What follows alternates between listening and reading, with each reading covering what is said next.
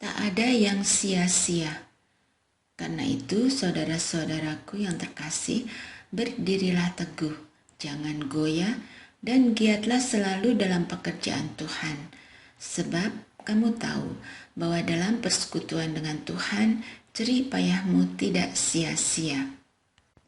Ada sebuah cerita tentang seorang petani dengan 2 buah ember pengangkut air miliknya.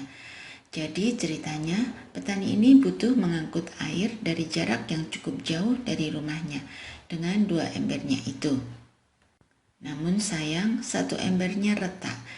Dia sudah berusaha menambalnya, tapi tetap saja masih bocor. Sudahlah, toh hanya bocor sedikit.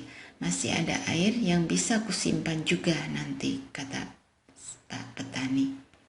Setiap hari dia ambil air, jalan kaki sambil memikul ember-embernya itu menyusuri jalan setapak.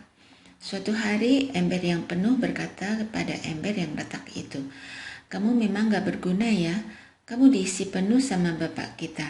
Tapi kamu sampai di rumah, nyatanya air yang ada di dalam kamu sudah berkurang. Untuk apa kamu jadi ember kalau sudah begini?" Pernahkah saudara berada di posisi ember yang retak? Di satu sisi sudah melakukan segala sesuatu yang kita bisa lakukan dan upayakan. Tetapi rasanya hasilnya tidak semaksimal yang kita harapkan. Pada saat itu, bagaimana perasaan saudara? Rasanya kecewa pada diri sendiri atau mungkin juga pada Tuhan. Ketika Paulus mengatakan hal demikian kepada jemaat di Korintus, saat itu jemaat di Korintus sedang bergumul mengenai keyakinan mereka. Mereka meyakini bahwa ada kebangkitan orang mati, sementara orang banyak saat itu tidak percaya pada hal tersebut.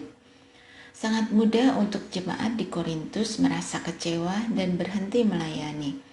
Kepada mereka inilah Paulus mengingatkan untuk tetap berdiri teguh, jangan goyah, giatlah, karena segala sesuatu tidak ada yang sia-sia, bahkan ketika nampak sia-sia.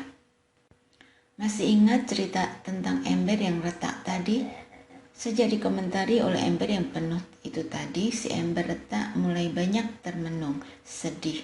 Suatu hari, Pak Petani bertanya, "Kenapa kau termenung?" Ember yang retak pun menceritakan semua kesedihannya pada Pak Petani. Setelah mendengarkan ember retak bercerita, Pak Petani berkata, "Besok sewaktu kita berjalan menyusuri jalan setapak untuk mengambil air, ada yang mau kutunjukkan kepadamu." Keesokan harinya, "Sudahkah kamu melihat di sebelah kiri jalan setapak yang kita lalui tadi, ada bunga-bunga yang berkembang di sepanjang jalan? Tahukah kamu bahwa itu adalah jalurmu?